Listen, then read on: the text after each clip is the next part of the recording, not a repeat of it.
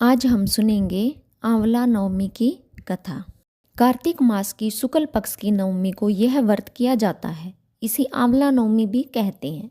इस दिन आंवले की वृक्ष की पूजा की जाती है। इस व्रत को करने से ब्रह्म हत्या जैसे महापाप भी नष्ट हो जाते हैं।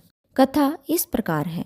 काशी नगरी में एक निसंतान धर्मात्मा तथा दानी वैश्य रहता था। एक दिन वैश्य की पत्नी से एक पड़ोसन बोली कि तुम किसी पराये लड़के की बलि भैरव के नाम से चढ़ा दो, ऐसा करने से तुम्हें पुत्र की प्राप्ति होगी। यह बात जब वैश्य को पता चली तो उसने ऐसा करना अस्वीकार कर दिया, किंतु उसकी पत्नी अवसर की प्रतीक्षा में लगी रही। फिर एक दिन एक कन्या को उसने कुएं में गिराकर भैरव देवता के नाम पर बलि दे दी।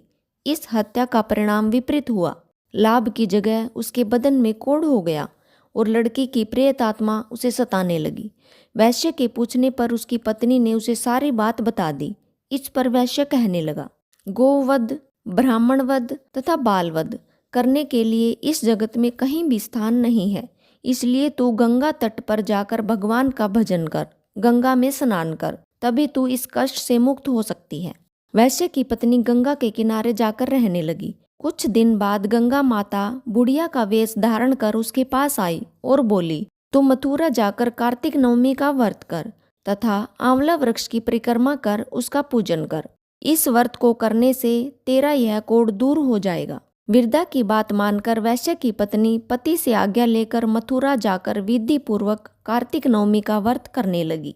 उसने आंवला वृक्ष की परिक्रमा करने के साथ ही उसकी पूजा भी की।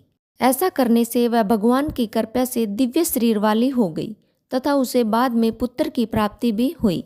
आंवला नवमी के विधान के अनुसार प्रातःकाल स्नान आदि करके शुद्ध आत्मा से आंवला के वृक्ष के नीचे पूर्व दिशा में बैठकर पूजन करना चाहिए। पूजन के बाद उसकी जड़ में दूध चढ़ाना चाहिए। इसके बाद वृक्ष के चारों ओर कच्चा धागा बांधना चाहिए और 7 बार वृक्ष की परिक्रमा करनी चाहिए। इसके बाद वृक्ष के नीचे ब्राह्मण को भोजन कराकर दान दक्षिणा भी देनी चाहिए।